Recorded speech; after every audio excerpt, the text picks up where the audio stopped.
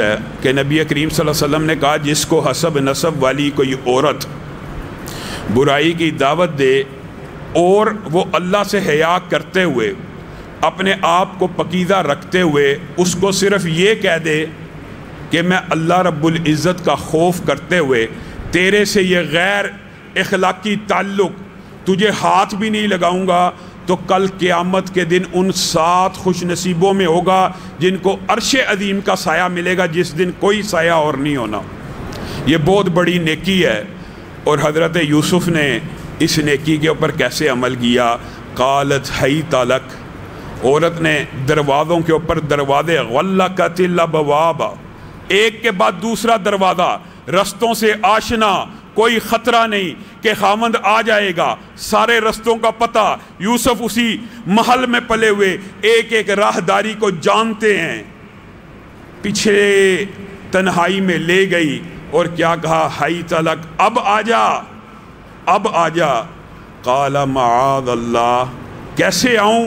میں تو رب سے ڈرتا ہوں، اے اللہ مجھے جیل خانہ زیادہ قبول ہے اس بات سے کہ میں اس عورت کو چھو لوں، یہ غیر محرم ہے جو تو نے میرے اوپر حرام کی ہے۔ قربان جائیں یوسف کی سنت کے اوپر ایک عورت کو ہاتھ نہ لگانے کی پاداش میں کتنے سال جیل میں کاٹے۔ اور حضرت یوسف کی جب بھی میں مطالعہ کرتا ہوں زندگی کا، نبی تھے، پیغمبر تھے بے شک، لیکن یہ بڑی عظمت کی بات ہے کہ ایک غیر محرم، اس کا دل لبانے کے لیے ضروری نہیں ہے کہ پوری برائی انجام دے دی جائے، کسی طرح بچ کے نکل سکتے تھے، کچھ مان سکتے تھے، لیکن انبیاء کی یہ شان نہیں ہوتی۔ انبیاء تو دور کی بات ہے، اس امت کے اندر عطا بن یسار اور سلمان بن یسار جیسے لوگ بھی موجود ہیں۔ عطا بن یسار کے پاس بہت بڑے انسان ہیں، بہت بڑے انسان ہیں۔ اللہ رب العزت ہم سب کو ان کے نقش قدم پہ چلنے کی توفیق دے۔ ایک عورت آئی حسب نسب والی، خوبصورت، آ کے عطا بن یسار کو کہتی ہے خامند مر چکا ہے، آپ میری حاجت کو پورا کریں۔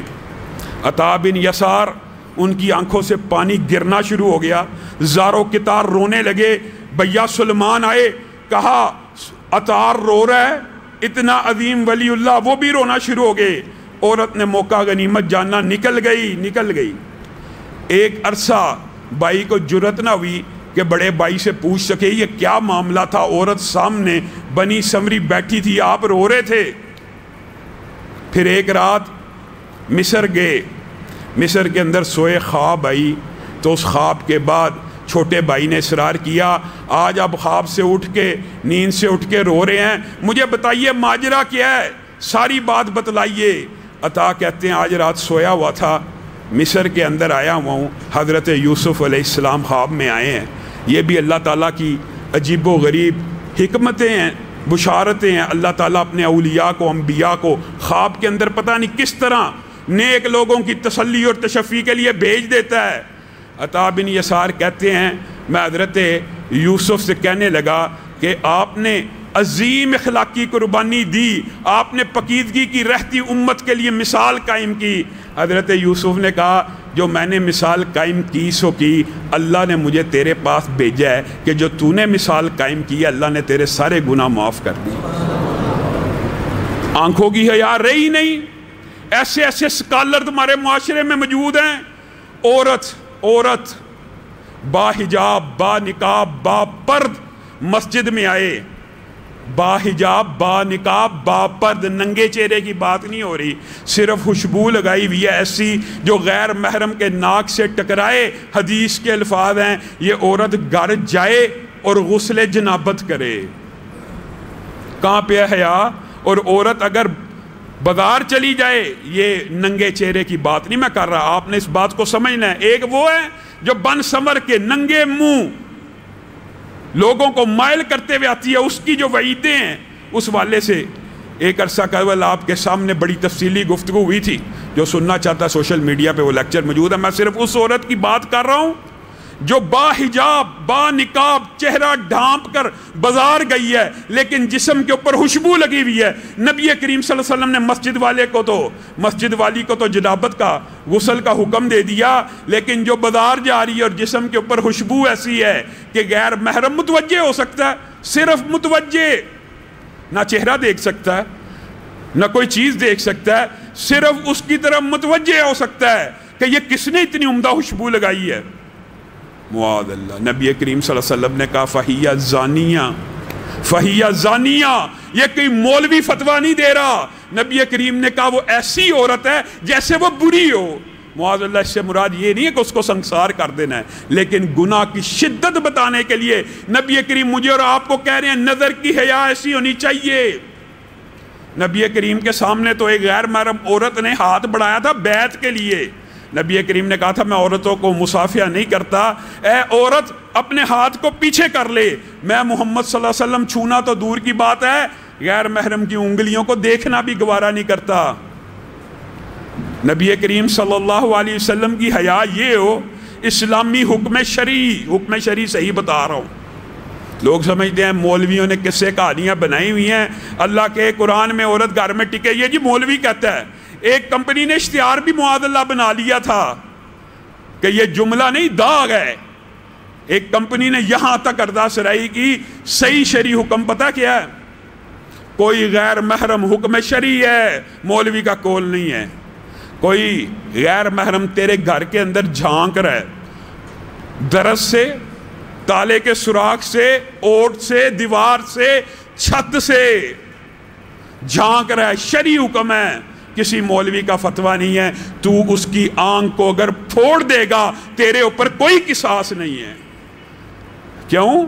وہ غیر محرم تیرے گھر کی پکیزہ طاہرہ حجاب کرنے والی باپردہ نیک اخلاق سے بری ہوئی عورتوں کو بے حجاب دیکھنا چاہتا ہے. ہمارے اسکالر کہی جائیں گے جی یہ تو چہرے کا تو پردہ ہی نہیں. عجیب و غریب فلسفہ. نبی کریم صلی اللہ علیہ وسلم نے کہا جو بندہ منگنی کرنا چاہتا ہے نا، نکاح کرنا چاہتا ہے کسی عورت کے ساتھ، تو وہ عورت کو دیکھ لے، بعد میں نہ کہتا پھرے کہ آنکھ ٹیری تھی وغیرہ وغیرہ. کیا دیکھ لے؟ نبی کریم صلی اللہ علیہ وسلم عورت کو برہنہ دیکھنے کا حکم دے رہے ہیں کہ چہرہ دیکھنے کا حکم دے رہے ہیں؟ بس اپنی بات جو کہہ دی. انکار حدیث کا فلسفہ. اللہ رب، یہ تو حدیث کی بات آئی نا، نبی کریم نے منگیتر کو دیکھنے کی اجازت دی. قرآن پاک کی آیت ہے. قرآن پاک کی جو عورتیں حیض سے مایوس ہو جائیں، یعنی 60 سال ٹاپ جائیں، 50 سال ٹاپ جائیں، یا جن میں شادی کی رغبت نہ رہے، ان یضعن ثیابہن، وہ اپنے کپڑوں کو اتار دیں. ایمانداری سے بتائیے، کوئی دنیا کا ظالم مفسر چاہے جتنا مرضی بڑا منکرین حدیث ہی کیوں نہ ہو، اس کی یہ تشریح کر سکتا ہے کہ وہ عورت اپنے جسم کے کپڑوں کو اتار دے؟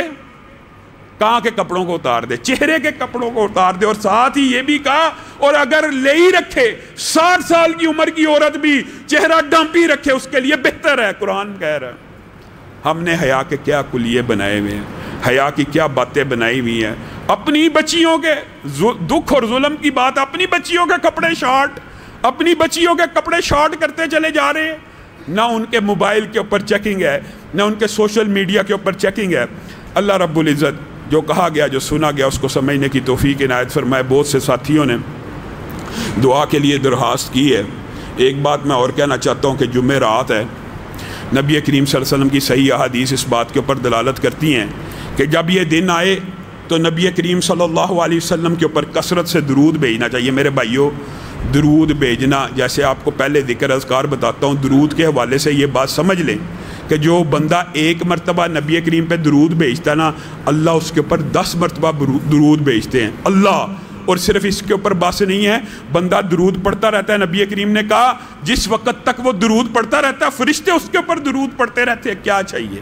اس سے بہترین معاہدہ اللہ کے ساتھ کیا ہو سکتا ہے کہ آپ نبی پہ درود بھیجیں، اللہ اور اس کے فرشتے آپ کے اوپر درود بھیجیں. نبی کریم نے کہا جو صرف 10 مرتبہ میرے پر صبح شام درود بھیجتا ہے، میں محمد صلی اللہ علیہ وسلم، جس طرح اللہ نہیں نہ بھولنے والا، اللہ کی قسم تمہارا میرا پیارا نبی جس دن ہر نبی نفسی نفسی کہہ رہا ہوگا نا، اس وقت بھی نام لے کے نہیں بلکہ کیا کہہ رہا ہوگا؟ امتی امتی، اللہ مجھے بھی بچانا، میری امت کو بھی. اس وقت بھی نبی کریم اس بندے کو نہیں بھولیں گے. صحیح حدیث کے الفاظ ہیں, جو صبح 10 مرتبہ درود بھیجے, شام کو بھیجے, نبی کریم کل قیامت کے دن اس کا نام لے کے اللہ کی بارگاہ میں سفارش کریں گے, اللہ اس کو معاف کر دے. بتائیے کیا چاہیے؟ جس کی نبی اس دن سفارش براہ راست نام لے کے کر دے گا, اس کے نصیب ہرے نہیں ہوگے, اس کے نصیب تر نہیں گے. نبی کریم صلی اللہ علیہ وسلم نے فرمایا جو بندہ جتنا میرے پہ درود بھیجتا ہے نا, میں کل قیامت کے دن اتنا اس کے قریب ہوں گا. اللہ تعالی ہمیں ان وظیفوں کے اوپر بھی عمل کرنے کی توفیق دے. قم للصلاة إذا المؤذن كبارا أقبل لربك مسرعا متطهرا دع عنك ما